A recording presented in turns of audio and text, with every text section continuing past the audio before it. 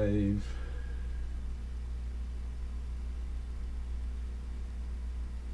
And we're live here on Facebook. I'd like to welcome those listening in podcast land. And also like to welcome you, Rich, as you welcome the last set of people I always leave off. Yeah, welcome to those watching us on YouTube. And there are people watching us on YouTube. Really? Yeah, we had four views last week. Okay. We had 7 views the week before. Like, we had 7 views, 4 views, 7 views for the 3 that I put up in like an hour's time. Okay. So, you know, welcome to you YouTubers. We appreciate you. So, yeah, no matter where you're watching us or listening to us, make sure to like, comment, and subscribe. Yeah. Sorry, there was a hair on my webcam for some reason. Kind of weird. I don't know how it got there. It might have been a cobweb. All right. So, Mike, like we do every day, cobweb. starting the show, how was your week? A little rough. Okay. The wife and baby both have COVID, and I've been hanging out in the basement by myself, and then I'm scheduled to have surgery on Tuesday, so hopefully next week should be okay. From everything I've been told, I should be able to do the show next Saturday. Maybe from your recliner instead of in front of your little studio setup that you got there in the basement. Yeah, we'll see how that goes. I intend to do the show, especially because it's the big football game show.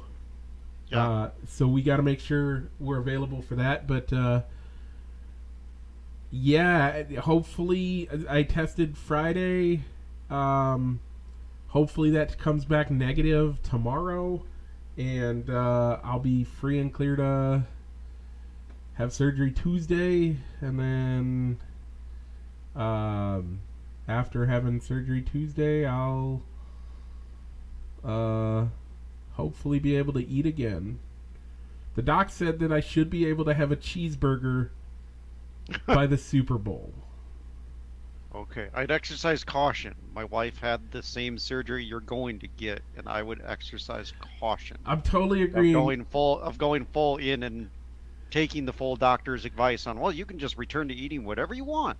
We're gonna take it. We're gonna start pretty basic the first week, but after that, I mean, we'll ramp up slowly but surely. Hopefully, I can have something other than, oatmeal and other stuff like that. That's pretty bland and basic.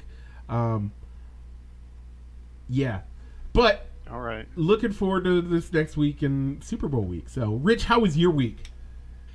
Pretty good. So now, first full week not having to worry about working overtime or some Saturday hours because work's finally caught up, Nice. and know a little bit more about what the timeline is going to work with for my new job and where I'm physically going to be working at. Oh, nice. So yeah, so that was good. So Mike, on to the show. We got a poll question to talk about. We'll get to that after we do that thing that we do every single week before we get into the show. But what else are we going to be talking about this week? Well, it's official. As in every year, Rich, welcome to season 5. Yeah, I think maybe 6. 5, 6. I think Anyway, we always do that at the start of the Daytona 500. So we're getting really close to that. we're almost to our new season, which means we have a NASCAR corner to talk about. Woo! We do. On top of that, we Flash also at have the Winter Coliseum. Olympics to talk about. Rich, what else? What's the other couple of topics we got to talk about this week? Mike, we're going to make a point to kind of recap the conference championship games in the NFL. Give you some more updates with coaches hiring in new places, but also the big topic of the week was Brian Flores filing a discrimination lawsuit against the NFL. Yep. So kind of talk about what the details are of that case and kind of our opinions on the subject. And the Washington football team finally has a name, Mike. Yeah, I suppose we'll talk about it. That's going to be a fun topic. Rich, Quick hit. Rich, So, Mike, what do we got to do? Mike, it's time to roll the intro. Broadcasting live from somewhere in Iowa. This is Balls and Sticks, the podcast, with your hosts, Mike and Rich.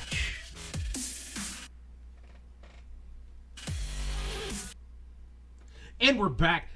So first things first, let's kick off the week with our poll question. We had brats versus chicken wings. Rich, give me a second while I pull that up. How did you vote while I pull that up? All right, I went with chicken wings. I just mean once again, I didn't look at it as if I'm in the parking lot outside the stadium. I looked at it as if both things are in front of me and I can only pick one. I think I'm gonna go with the chicken wings. Yeah, that's not it's not a bad way of voting on it. But most of the people looked at it as if you were tailgating. We do have a shout out. We do, and we'll give it to you in just a second. But the winner of this week's poll question, by overwhelming majority, was bratwursts. Yeah, it's fair. Honestly, it is the ultimate. It is one of the ultimate tailgate foods. It is one of those foods when you go tailgating. It's one of those things you think, let's just throw some brats on there. They hold up well, and again, it depends on which ones you get. If you get the good ones that are like natural casing and all that, that natural casing's a little gross when you think about what it actually is, but we won't talk about that because we don't want to think about how gross that is. But they hold up better in a cooler. If they get wet, they don't fall apart and crumble like burgers, right? Yeah. You throw them on the grill, you cook them, you enjoy them. They are easy to make, and you throw them on a bun, and you can still play bags while eating a brat. Yeah. So my wife was driving me to work today, and I pointed out, hey, that's the building I'm going to be working in, and we noticed something that's right there.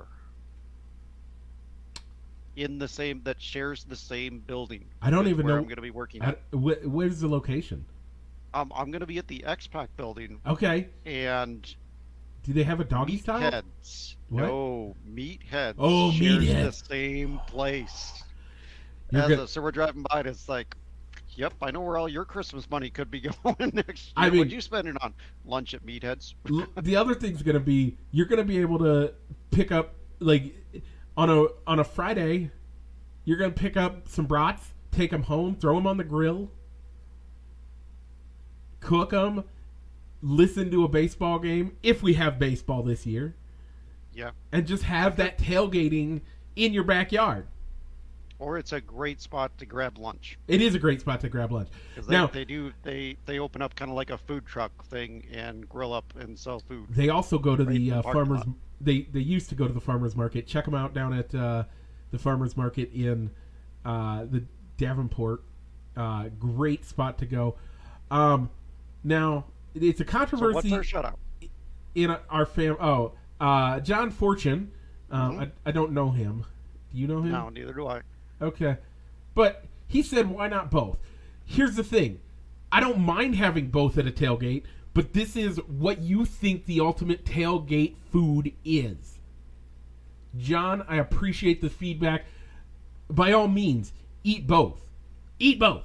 Just do it. Why not? Yeah. He commented. He put the same type of comment on a couple of different polls. Yeah. And he put, why are you limiting yourselves and us to choose? And what? Here's the thing. I'm guilty of this myself. Now we're not saying eliminate one of them. This is the difference between our poll question and those people that are doing one of these has to go. Yeah. We're not saying you have to. We're saying of these items, which would you prefer to have at your tailgate?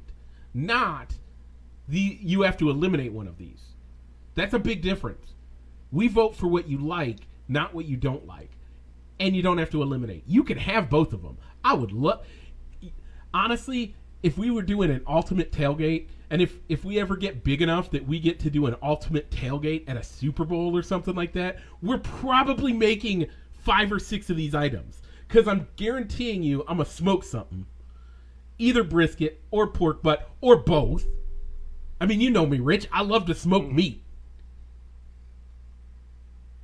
I'm gonna do at least that, right? Like that's if/when we ever have the Balls and Sticks tailgate, ultimate tailgate, I am definitely smoking some meat. But we're probably gonna have burgers.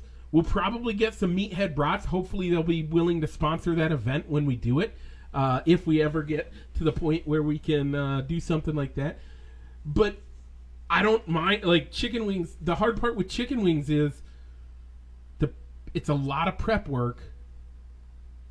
That's the other thing. That's one of the reasons why I didn't vote for chicken wings for it, because all the prep work that goes into it for not as much. I mean, it's a lot harder to get that up and prepped and get all the stuff for it to make it worthwhile at a tailgate. When I think tailgate, I think it's something I could do on the grill or the smoker. But if we ever do an ultimate tailgate with us, I guarantee you we're going to have brats, we're going to have brisket, we're going to have probably some pork butt. We may even do a smoked turkey and do some of that stuff. We're going to do a lot of meat because we like meat. But this is about what your favorite is. So there you go. Yeah. Okay, Rich. So this week, you said you wanted a wild card. Yep. Wild card double elimination. So with getting double elimination, that brings us down to just two things. Yep. Chicken wings, pulled pork. Yep. And then So we that have the poll's gonna go live semifinals next week. Yeah. Next week. So that poll's going to go live, and I put out a bonus poll as well, Mike. Ooh. We want to know who is your pick to win the Super Bowl. Yeah. Yes, and we do. if you want to receive a comment shout out, throw in a score prediction and or a game MVP. Where is that poll question? Or that's going to go live at 12 o'clock as well. Okay. And just to give us more content for next week. Hey, that totally works. I like it. So both polls are going to go live. If you put a comment on either poll, we'll give you a shout out. So watch for those to go live around noon. So Mike, for the very first time, do you see what's coming up? Is it a left turn? It is a left turn. And very quickly after that, Rich, what do you see coming up? It's going to be another left turn. Because we're heading into the NASCAR Corner, presented by Triple I Sports Cards Incorporated, Moline, Illinois. Check them out for all your sports memorabilia needs, either in-store or online at their eBay store. Link in the description to their Facebook page. So, Rich, all right. We have the Clash at the Coliseum. How excited are you for this? I'm interested to see it. I mean, you never saw like the regular Busch Clash getting this much publicity. Yeah, I mean it's in LA. It's the week before the Super Bowl. I think it's a little odd because the teams have to go from their headquarters, most of which are on the East Coast, out to LA, do this, get back, and only have a week off before they then have to get down for Speed Week in Daytona, where they have qualifying and 2 races. And I believe qualifying is the first round of qualifying to lock in your position in the pole position or the front row is next Sunday, I believe. That would be the normal time when they do that, because then Thursday they would do the duels, the dual 125s, and yeah, they're saying that the 17th you're going to see. It looks like your Speed Week is the 17th. 17th are the duels. The 20th you have the race. Yeah, so that there's means practices. So they're going to be Sunday. They're going to have to have Sunday. They're going to have the qualifying. Yeah. Sunday is the qualifying. So that means that they have 1 week to have a car ready and in Daytona for qualifying. So they have basically no time at all. Like, they get to California, they do the Clash, they leave immediately on Monday, have to get to Daytona, start getting ready for stuff there, and do the all that stuff, and then the duels and all that. Speaking of which, we normally do a fantasy NASCAR every year, right, Rich? We do. We've been doing it for 2 years now. So this year will be our third year doing it. Yep. And Mike, are you able to renew the league yet? Because you We're are not! the designated commissioner. We're not. I go in and it says, "Oh, we're getting things ready." We're a week out from qualifying. We're a week and a half away from the duels, and you're telling me you don't have it ready yet, NASCAR? Let alone the fact that nobody else lets us do it. You can't do it on Yahoo. You can't. They don't license it. Either that or nobody did it, so they didn't have enough. Nobody cares to do it. Mm-hmm. But But Mike, what can you do? Right now, there's no timetable for when baseball will start. There's no timetable when spring training will start for baseball. we can renew our fantasy baseball league. We can renew a fantasy baseball league or start a league or join a league, or heck, if you even wanted to, you could join a league and draft. Yeah. Right now. Yep. 100%. With no timetable. There's still guys on the free agent market that haven't signed yet. Yeah. Big names. But I can't. But you can't do fantasy NASCAR, which starts in 3 weeks. 2 weeks. 2 weeks from tomorrow, Rich. Okay. 14 days from tomorrow is the 20th, which is when the NASCAR when the Daytona 500 is. 2 weeks from tomorrow. So I'm kind of disappointed in that. I can understand them not having it up and running to where you include the Clash. Yeah, as a race within the fantasy NASCAR thing. You don't need to have the Clash is right. an exhibition race. Yeah. But you should have it up and running so you could even run promos during the primetime broadcast that's going to be running on Fox. So, hey, you like NASCAR, you should try fantasy NASCAR. And run the heck out of those types of ads during the Clash. Yeah. The sad thing is that NASCAR, you're the only one doing it. B, and this is the better thing for you. I mean, this is your opportunity to get. I mean, it's one of the reasons why football is as popular today as it is because of fantasy. Your wife is not a huge fan of football, right? Not really. She'll watch it if it's on. She'll watch it, but she's not. It's not something she's gonna go after every week. Except, she likes playing fantasy, doesn't she? She does. She plays fantasy football with other family members. Which gets her into the sport, gets her wanting to pay attention. Which means, hey, you have a fan in your fantasy owners. Yeah, it's totally what made me a more NASCAR fan. Because you know what? I'm watching the races, and I'm looking at my phone to see what live updates are.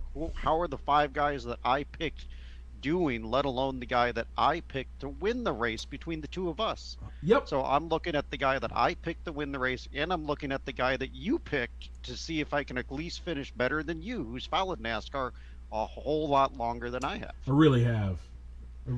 And you do a lot better than I do, but you also are better at fantasy stuff, and you're better at researching. I think your key is that you research a lot more. I go off of gut feeling of who I have and who I like and what I know just off the top of my head. You do a lot, and you do a great job of it, which is why you do so well in fantasy NASCAR.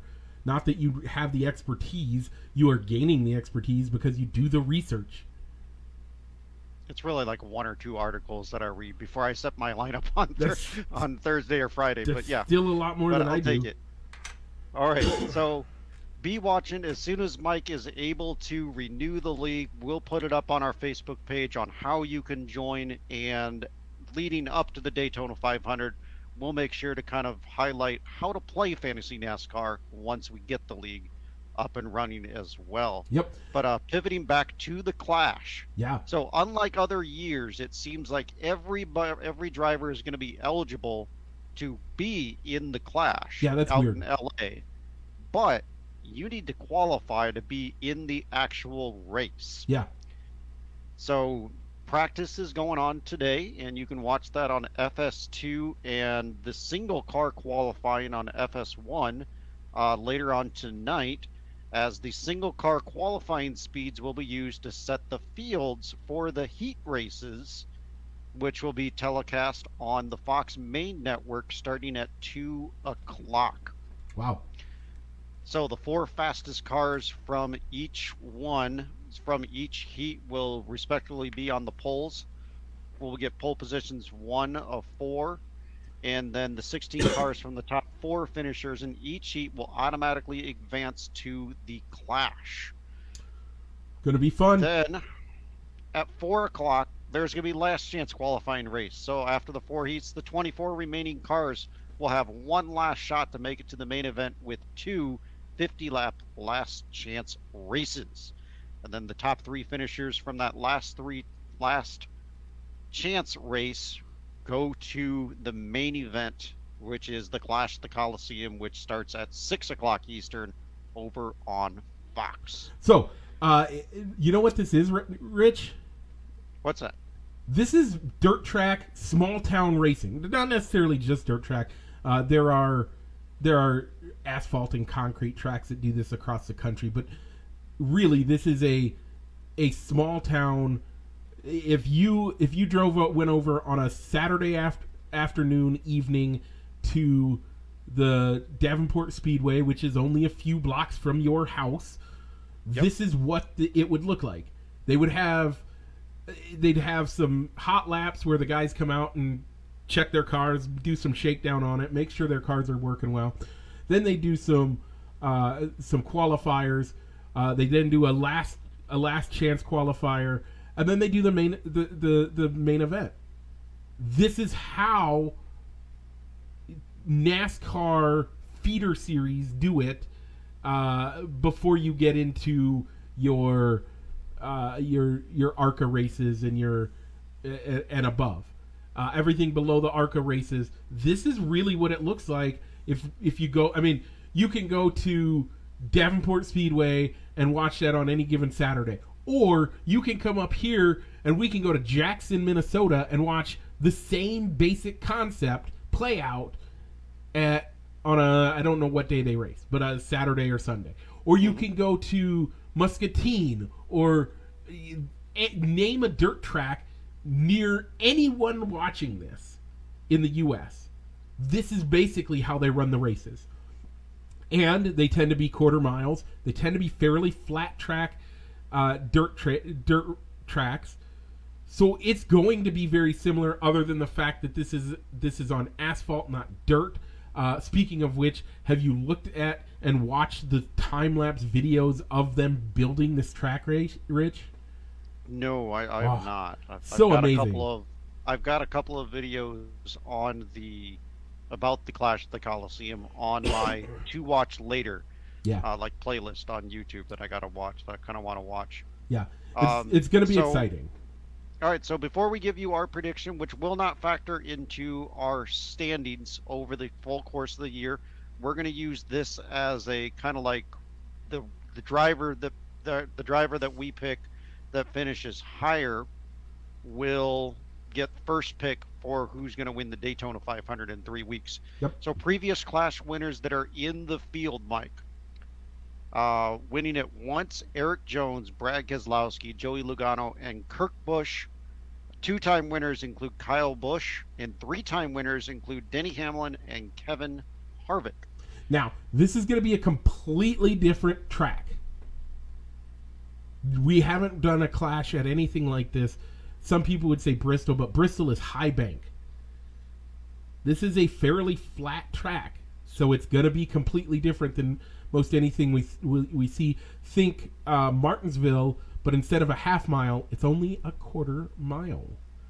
Yeah, and they'll be using the next gen car. Yeah. So this will be, I think it's going to put everybody on a really level playing field. Yep. With everybody not having really a lot of experience driving the new car, and everybody being on the same playing field when it comes to experience at this track. Yeah. As nobody's ever raced on it before. Yeah. So, Rich, you won last year, so you get first pick. All right. I'm gonna go with the guy that I tend to just like to root for. He drives the number 9 car, which is kind of like my favorite number because I grew up watching it, wearing that number when I played youth baseball, or if you want to call playing it. I was pretty bad. But I'm going to go with Chase Elliott. Okay. I like that pick. He's youthful. He's been great in developmental races this last year, I guess is what I would call them. Yeah. And pretty so well at COTA and does well at, last year. He did well at the dirt track. I am going to pick a guy who is a 3-time winner of the Clash, somebody that understands the concept of just going out and having fun and playing racing his heart out. I'm picking Denny Hamlin, also my favorite driver. Exactly, one of your favorite drivers. So we're going with our favorite drivers for the most part. So Rich, now that we're 3 years into getting you into NASCAR for real. Mm-hmm. If we go to Daytona, or if we go to Kansas City, are you going to pick up a Chase Elliott shirt and wear it? I think I would. Okay. I really do think I would. So we're putting you down as a Chase Elliott fan. That's your guy. Okay. I go between Chase Elliott and probably Martin Truex as two of my favorite drivers. So yeah. So look for that to happen someday. Maybe we'll try to do that. Not this year, but maybe next year. We'll see. Okay. Is that all we have to talk about? In the NASCAR corner, yes. Okay. We'll try and push the more content the NASCAR way. Work into that leading up to Daytona, where it'll be a weekly feature, but probably starting this week, moving forward, the NASCAR corner will be a fixture on the show until championship week, until the week after the NASCAR championship race in November. So, this has been the NASCAR Corner, presented by Triple I Sports Cards Incorporated, Moline, Illinois. Check them out for all your sports memorabilia needs in store or at eBay, at their eBay store. Link in the description below to their Facebook page. All right, Mike. So, moving from the NASCAR to the NFL, we had conference championships last week, Mike. Man, tons to talk about in the NFL, by the way. We do. Tons of We'll go with the game first. Yep. And then we'll get into kind of what I call NFL quick hits. Yeah. And a featured story. So, conference championship games, Mike, we both picked the Chiefs to beat the Bengals and go to the Super Bowl. The Bengals win 27-24. Yeah. How amazing. Great game. It was a great game. Like, there's no denying it.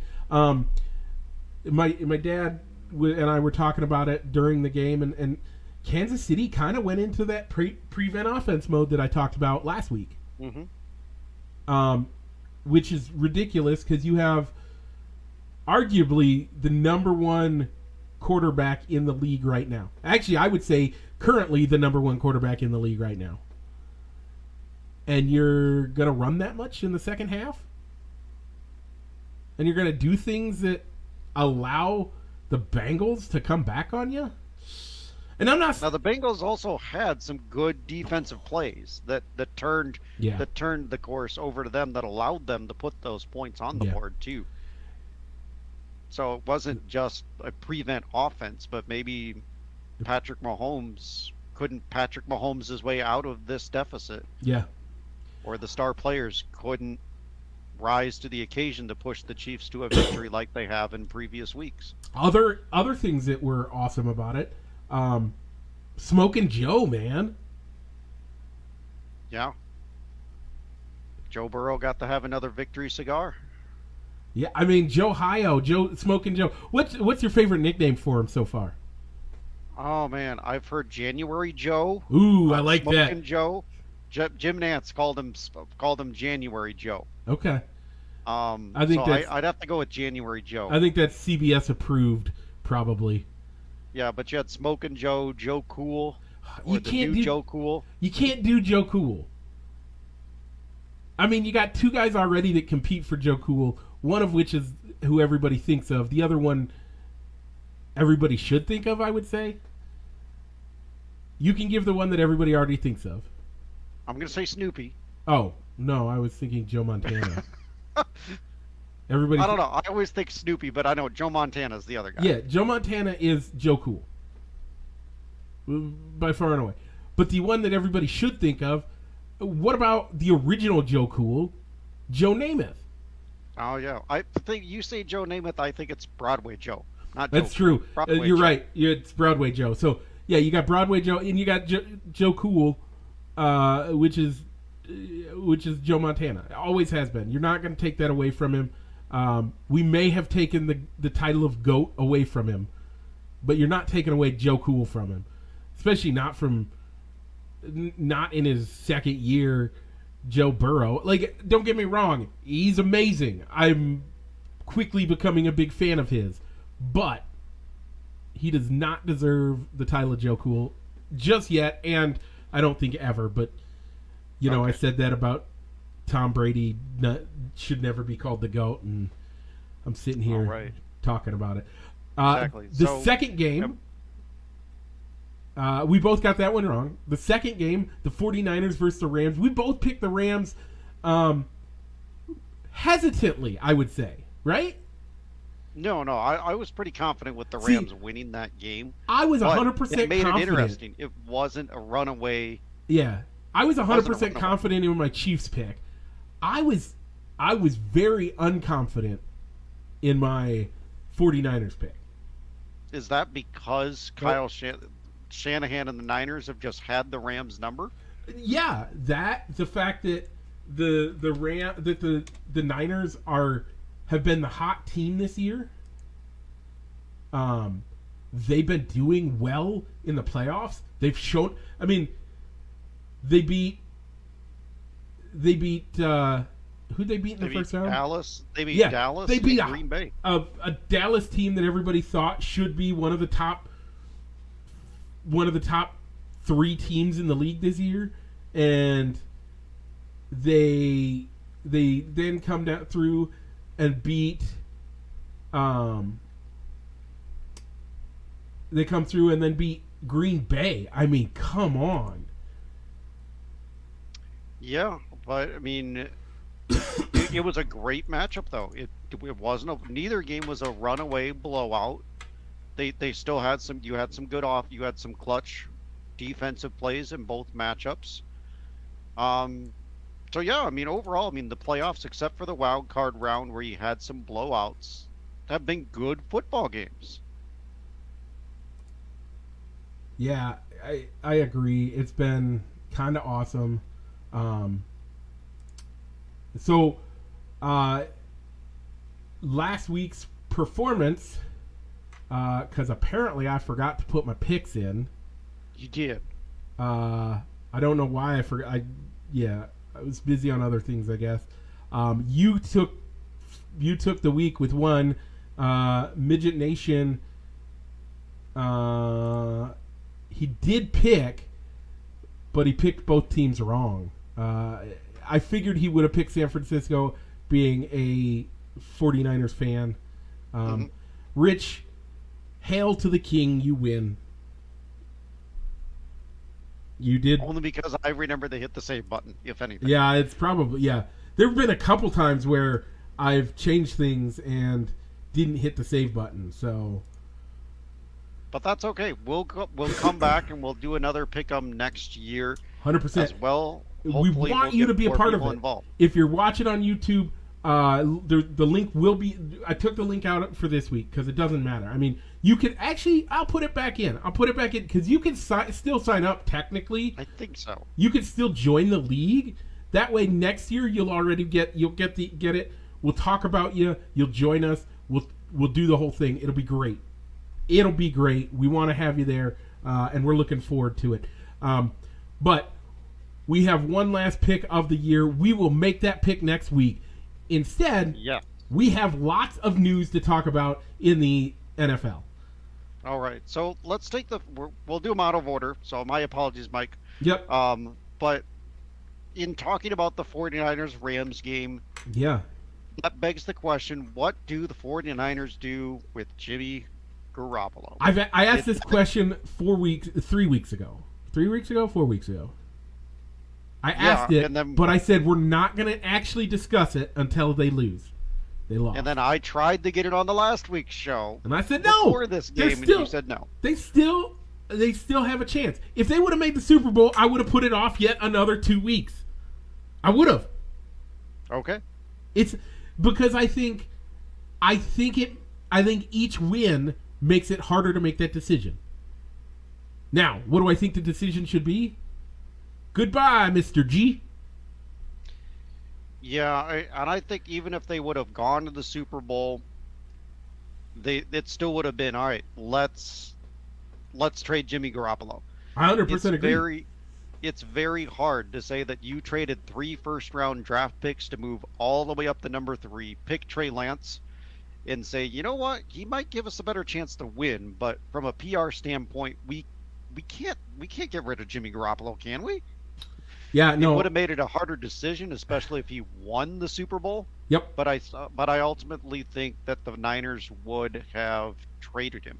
Yeah, I totally agree. I think it's one of those things that he 100% deserves to have a chance. And I think, honestly, the way they played and the way he played, he actually played pretty decently in the playoffs. He did. I think that he gets picked up by somebody. All right, Mike.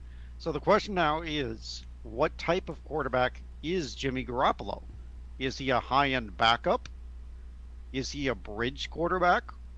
Or is he the quarterback that you could bring in to your team of being a guy that you think can take you to the next level? The answer to that is yes. Which one? Yes. Okay. All 3 of them. It depends on your team. Now, if you're a team like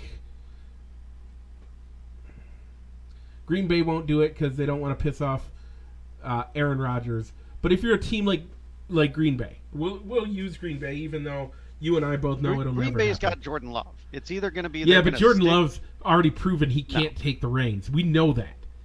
I don't. But okay, use your example, and I'll bring a team in as an example. So you're going to use Green Bay. I'm just starting with Green Bay. As Green Bay, he'd be a great backup for Aaron and the future after Aaron. If Aaron comes back this year, now there is talk that they're trying to make a monster deal with him to keep him through the end of his career. I don't know if that's going to happen, but if it does, then you don't want him. But either way, Jimmy G would be a great backup and potentially the future.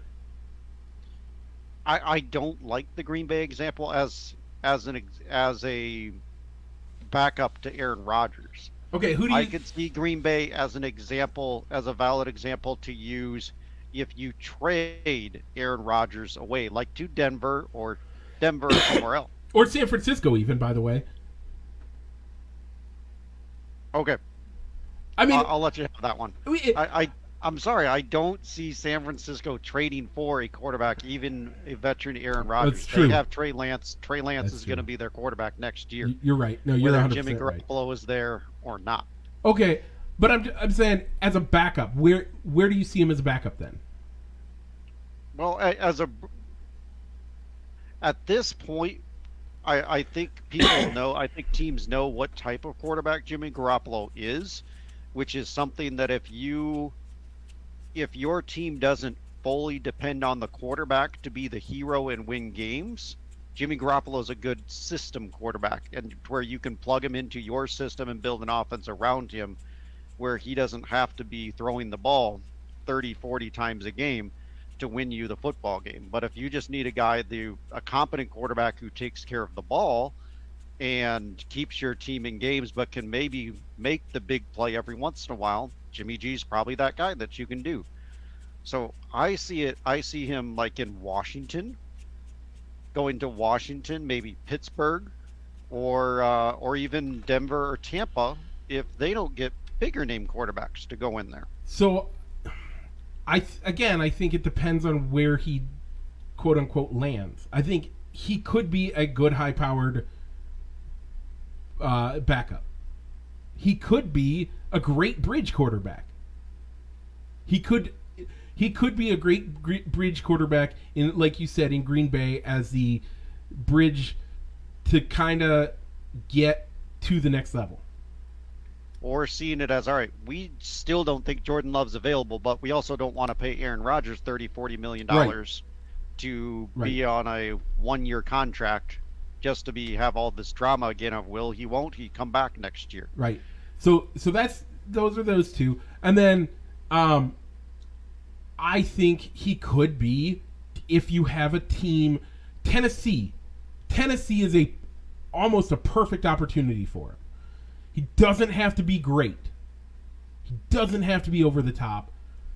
But he could do great. He could manage the game and provide stability enough to make the Titans slightly better. Okay. I think that's what I think. That's where I think Jimmy G needs to go, making a team slightly better. Yeah. But I think if you're drafting him with the hopes of he's going to take our team and make us a Super Bowl contender because we believe we're only a quarterback away, and Jimmy Garoppolo's your answer to that question or position group, I don't think Jimmy G's that guy. You've made the wrong pick. I think the guy that the problem is I think Jimmy G and Ryan Tannehill are very similar in their ability, so I think that they're fine there. But I think he is slightly better. I think Jimmy G is just enough better to actually make Tennessee a better contender. They're already a great contender. But I think in Tennessee, he elevates them just enough to get them there. Let's move on because we are taking a lot more time on some stuff than we... Okay. So that's all right. Tom Brady officially retires. So well, kind of. Let's give the whole timeline on this. Okay. So Saturday...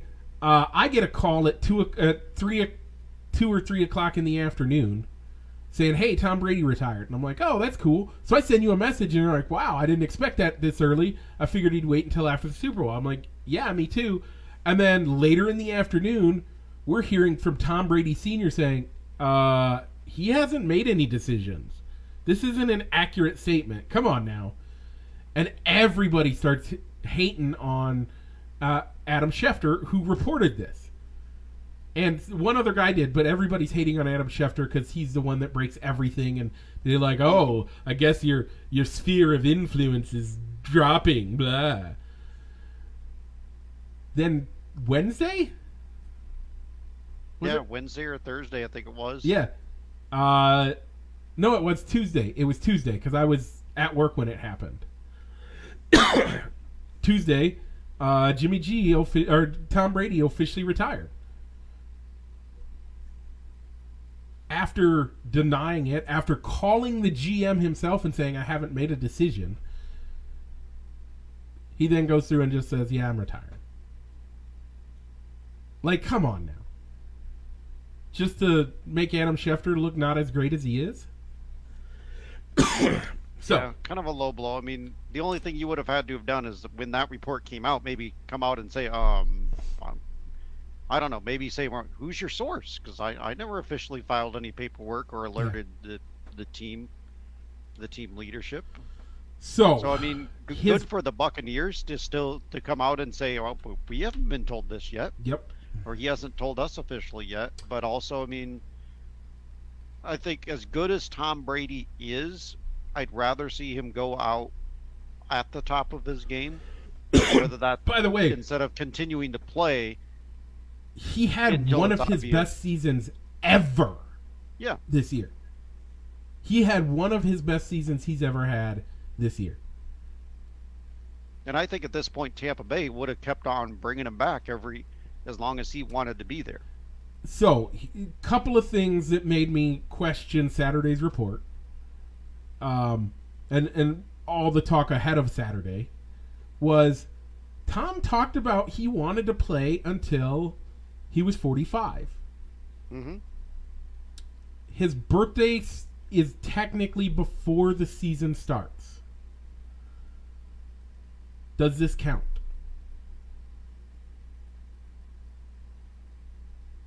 I'm going to go no because he wasn't on an active roster and didn't play in a regular season game at the age of 45. So but again, if he comes and plays through, so you're saying even if he's on the roster through all of the cuts and decides to retire and has told the team he's going to retire the week before the season starts because he's officially 45 on the roster at 45 and then retires?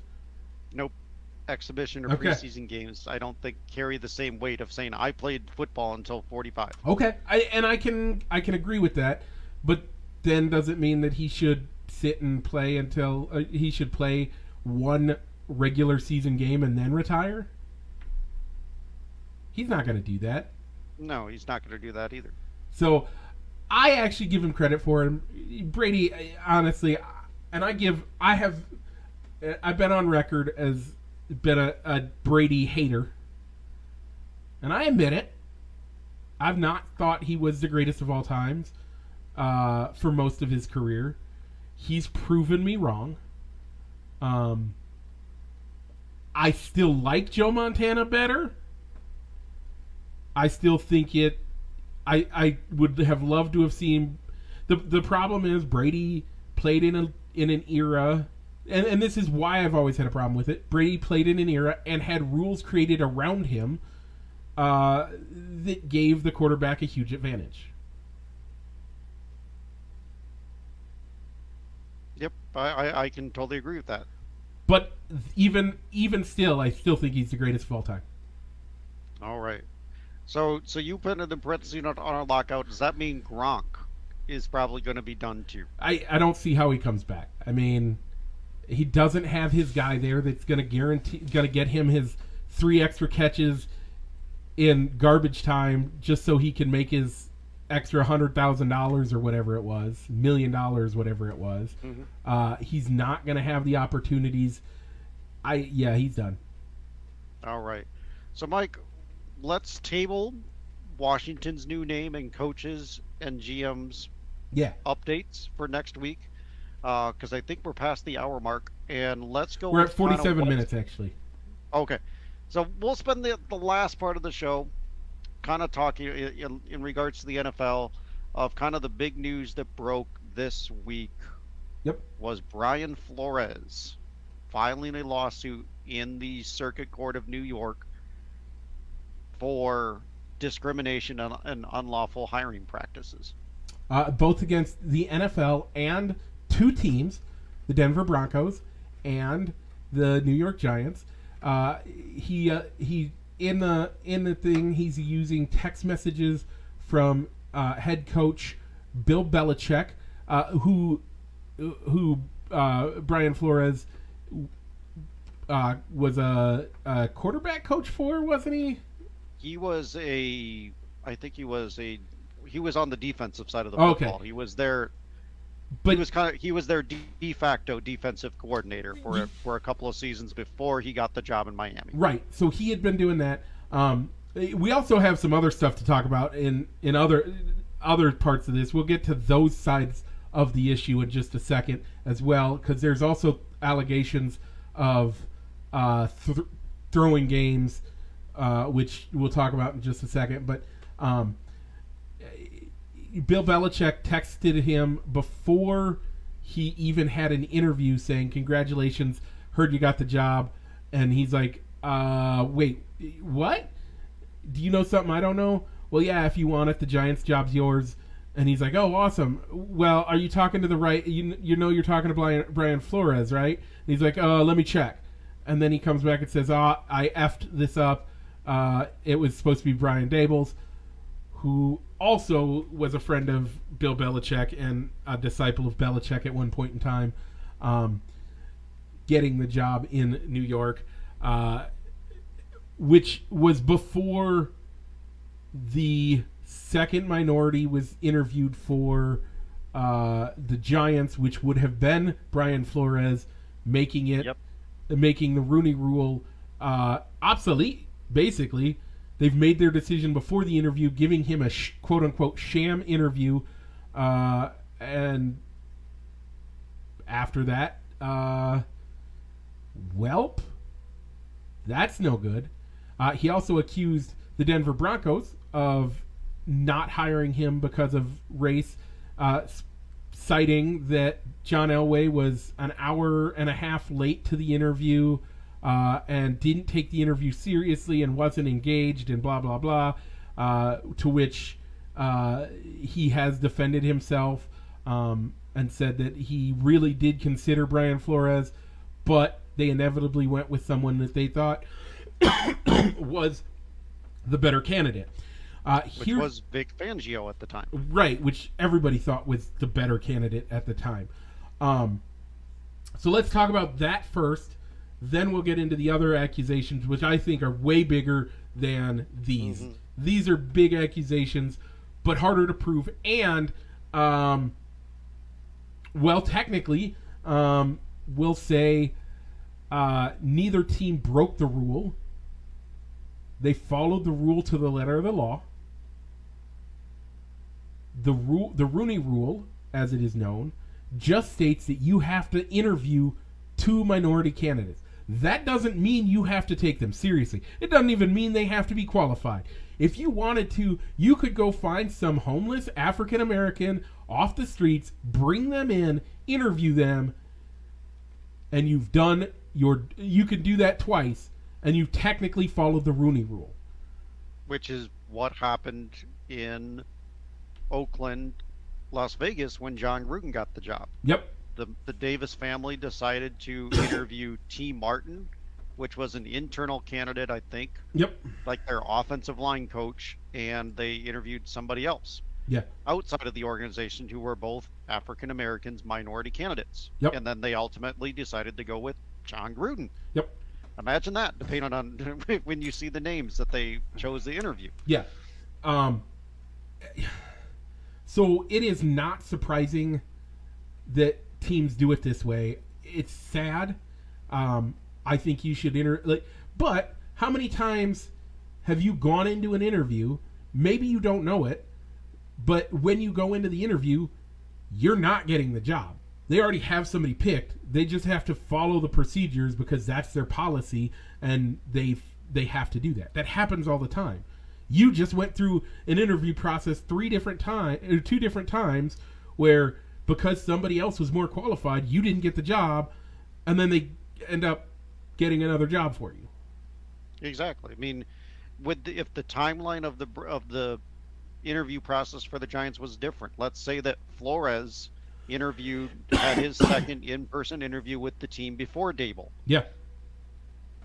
The basis for the text messages may change, saying that where are you getting your sources from? I haven't even had my second in-person interview with the team yet. Yep. And has Daboll had his second interview already? I mean, there's nothing wrong. I mean, I don't think what the Giants did was wrong. I mean, they knew. Did Daboll have the added advantage of being hired by the guy who because they have a previous working relationship? Yes, but the thing is, even though Daboll had that advantage and probably had a really good interview which backed up their reasoning for hiring him, Flores still did the right thing by showing up and even explained it on like Get Up, like the new ESPN morning show, saying that because they asked him, well, you knew that going into it, why'd you go? Because I said I thought that they would do the right thing and give me a legitimate chance to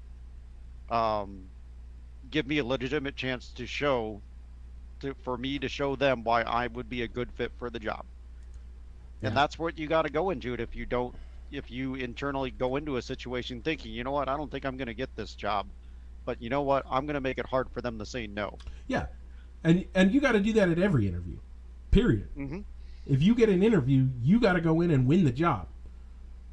It doesn't matter if they think, oh, this is the perfect person, we already are going to hire him. You go in and you say you're going to make your best case, and you do it every time. Doesn't matter. That side of things, I do think there is a stark lack of minorities in higher leadership positions, and I would say not only in the teams in the NFL, but in the NFL itself. We don't have high, potent position that are African American or any minority. Let's be honest. How many Asian coaches do you know of, Rich? None. Hispanic? That you know of. Ron Rivera. That's the only guy that comes to mind. Ron Rivera. Women?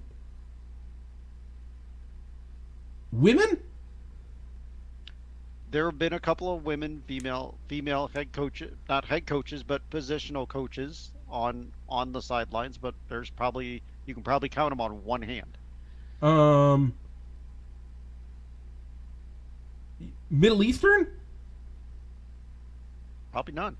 Okay, so we don't have diversity in the NFL leadership, and that's all the way from the commissioner's office through the teams.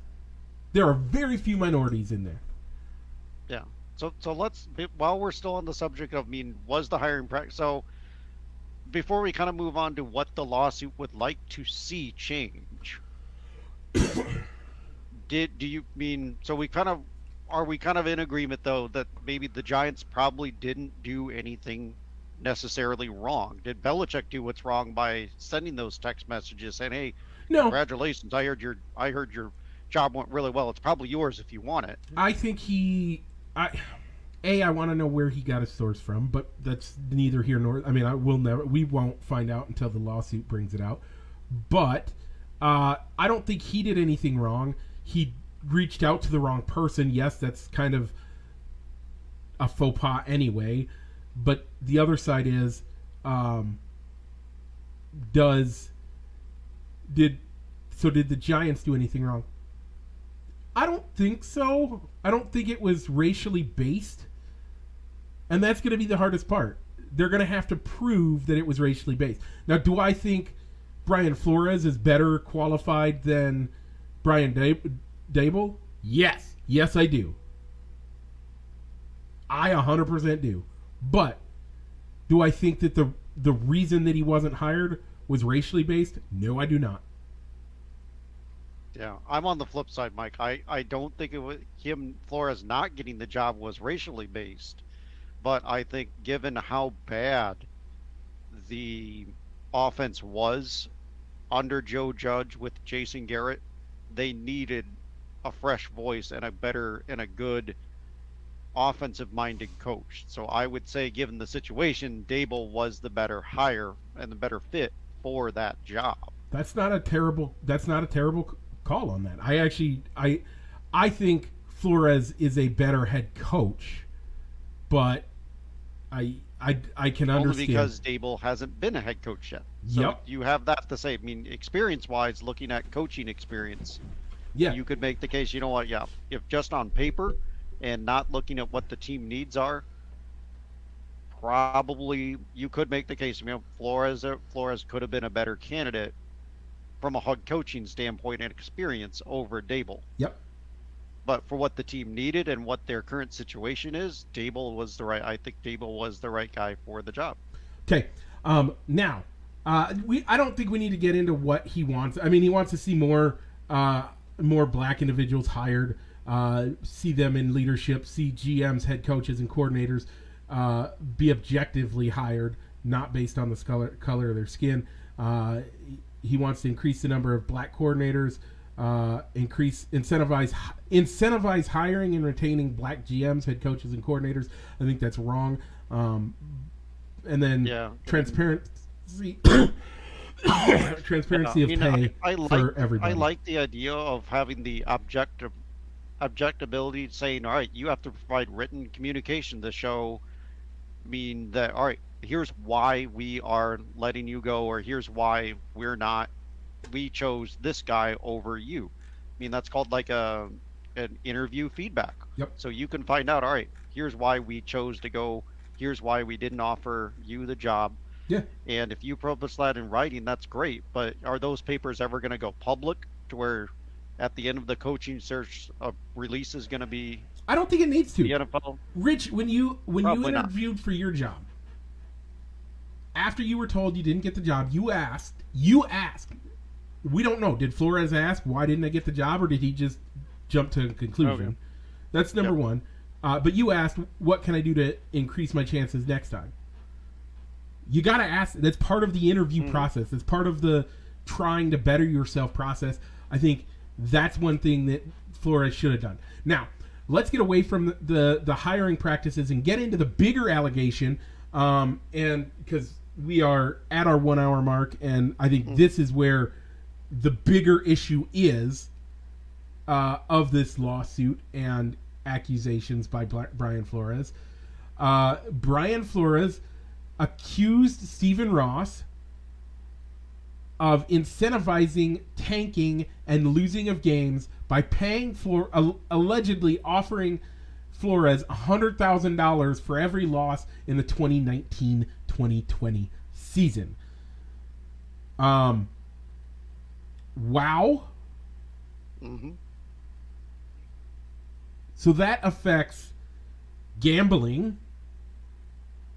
That affects fantasy, which is considered a form of gambling. That affects the integrity of the game. Mm-hmm. Then supposedly Bengals coach Hugh Jackson, former coach, was saying that he was not he didn't reveal how much money was being supposedly offered, but he was saying that he had similar incentives being presented to him by the Browns leadership. His when seemed he was to be the coach there in Cincinnati. His seemed to be, oh, you keep losing, we're going to extend your contract more than it was. We're going to pay you for each loss, is what his seemed to be. That's a little bit different, but yeah, I agree.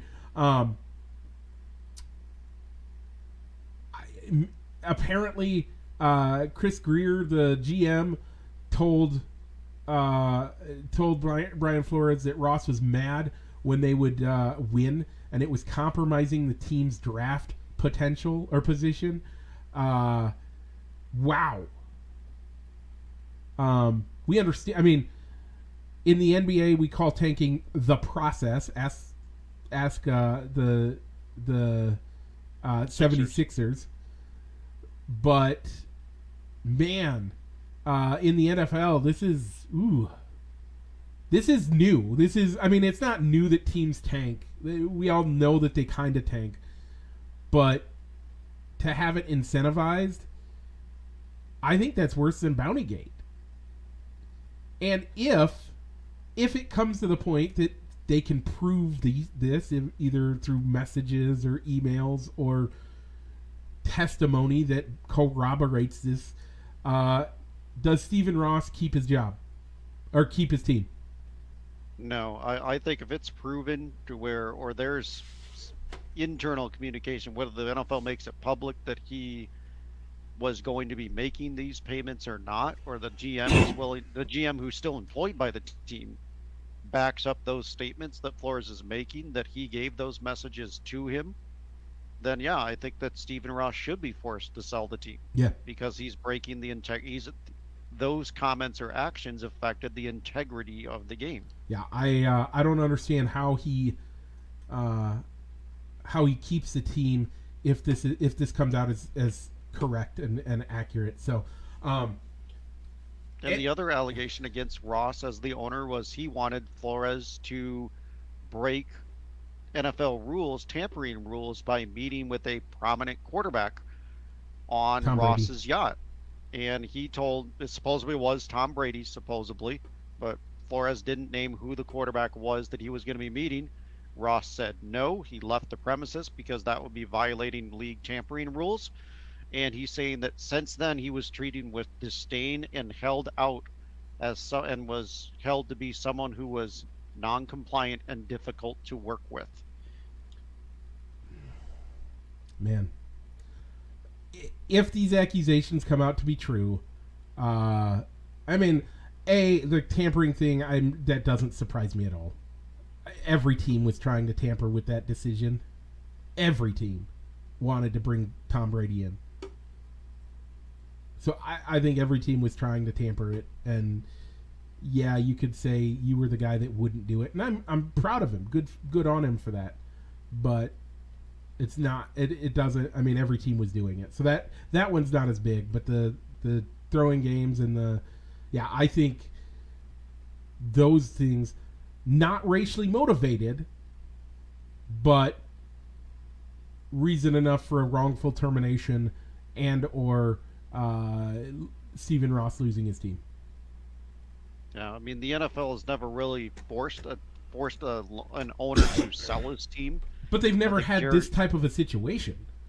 No. So I mean, there was workplace misconduct on the hands of with the Washington team, with Dan Snyder, and they fined the team a bunch of money, and they technically said that Dan Snyder had to step down as the CFO of the team, but they didn't say that Snyder had to sell the team.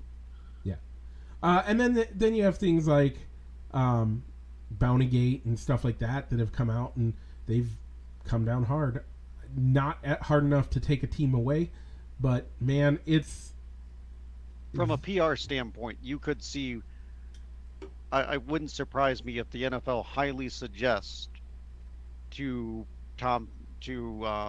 Stephen Ross to sell his team for profit and cash out and leave. Yeah. So, do you think the lawsuit will that bring about the changes that they want to see? So, a couple of things practices on that. One, I actually think the NFL wants this lawsuit to go because they want to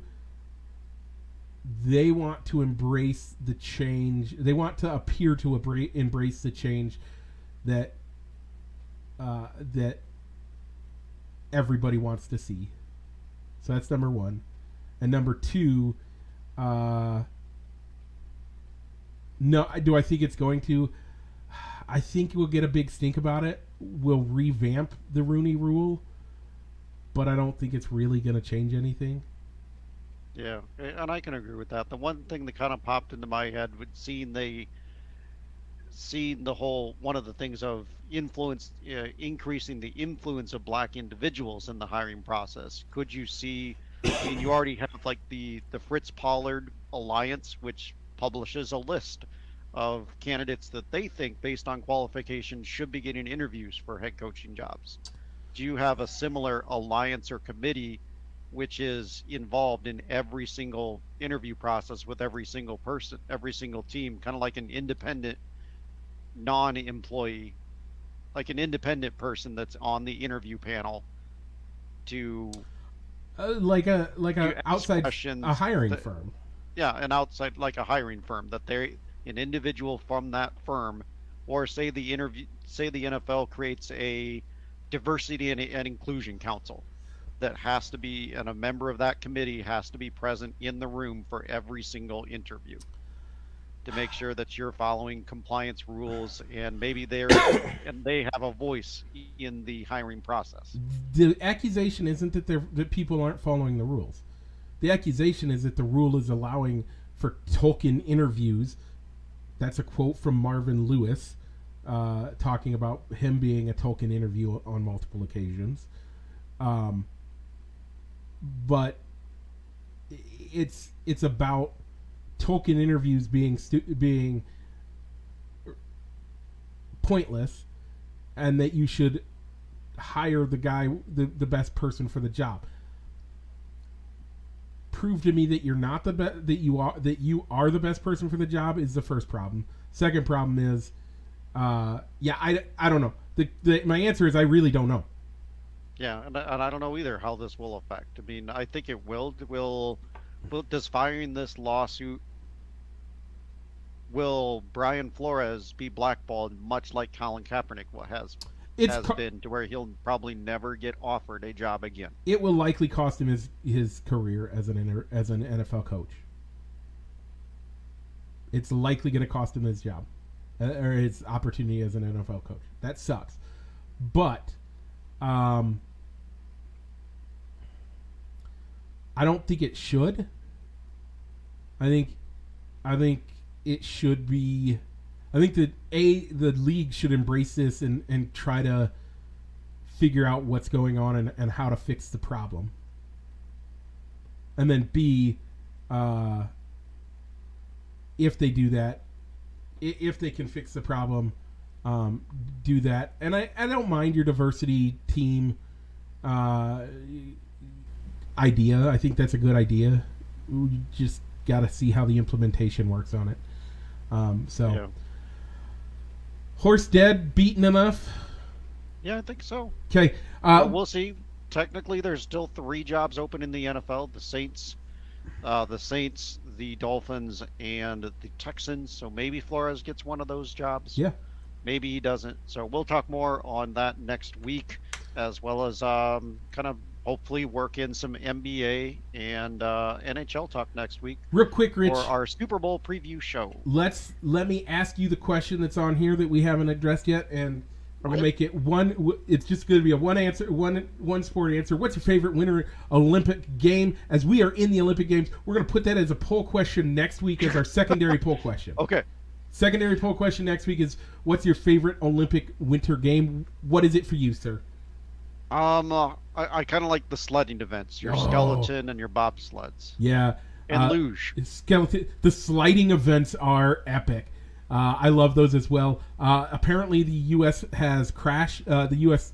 two-man luge has crashed. By the way, I don't think I could ever do a two-man luge. That looks weird. One guy It lying does on kinda top look of weird. another guy. Plus, for whatever reason, I kind of like watching curling. I don't know I why, love but I curling. like watching curling. So it was great. Man, we weren't. This wasn't supposed to turn into this. So my answer is curling. I actually thoroughly enjoy curling as an Olympic sport. If you go back to my through my Facebook feed, you can find multiple times when the Olympics have been on me talking about how exciting curling is. This week, as watching curling, I'm explaining it to Danielle, and I'm doing it, and immediately after I explain something, the announcers are saying the exact same thing that I just said, nearly identically, which has been great because I've been following curling since it was an exhibition sport in the in the Winter Olympics. Have loved it ever since. I actually know some of the rule changes that have happened since it was that, and how the game has evolved in just a short, I think it's 12 years. Just Yeah, 12 I think years that it's been in the Olympics. It's evolved quite a bit. So, I actually, last quick story, and then we'll get into our shout outs. We got to hit that bottom one real quick. Just because of the week. Okay. Quick story, then we'll get into one more super quick thing, and then we'll do our shout outs because I do have a shout out this week. Okay. I had a Palm Pilot, phone back when smartphones first came out, and one of the games that I had on it, curling. Curling. Yep. And that was the old school rules. They've since changed the rules, and it's so much better. Okay, Rich, you want to tell us about the last story that we're going to talk about before we get out of here? Yeah, supposedly it's been on the outline for a couple of weeks, but supposedly they have erected a memorial statue for Kobe Bryant and Gianna on the crash site from the helicopter accident that him, his daughter, and other members of the flight crew are also named on that statue. Yeah. However, it's not going to be a permanent statue, I guess, or memorial there. they said it is temporary. I don't like The way I that. originally read the story is they said that it was going to be. The way I understood it was that they were going to put a memorial statue there, but So- I guess the city has said that no, that's not going to be permanent. So are they going to move it? I mean, I guess it might be a safety concern because it's hard to get to that location, and maybe, I suppose. But are they going to move it to somewhere else, or are they going to give it to the families? I don't know. Are they going to sell it, and the proceeds are going to go to the family? That's weird. I don't know. But- I'm surprised. I mean, Yeah, it's a full statue. It isn't like it's a temporary, yeah, cheap material either. So I don't know what's going to happen with the statue. man, it's hard to believe that 1 year ago, this last week. Mm-hmm. Okay. I believe. So, Mike, you got a shout out. So what do you got? So this week, I want to shout out to Beth Wyckoff. Okay. Nobody knows who that is. She's actually a teacher up here in Estherville. Just finished her cancer treatments and was declared cancer-free this week and got to return to work. Danielle is super sad she couldn't make the event, but shout out to that fight. Beth became a good friend of mine. Her classroom was directly next door to my office when I was working at the school. And her and I became good friends. And Beth, we're proud of you. Danielle and I have been praying for you for a while. And we are just excited to celebrate with you the end of treatments and the exciting news that you've been getting. So, good job, Beth.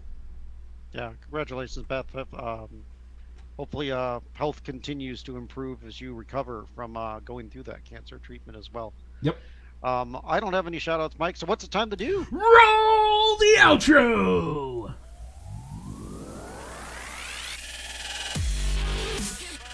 Broadcasting live from somewhere in Iowa. This is Balls and Sticks, the podcast, with your hosts, Mike and Rich.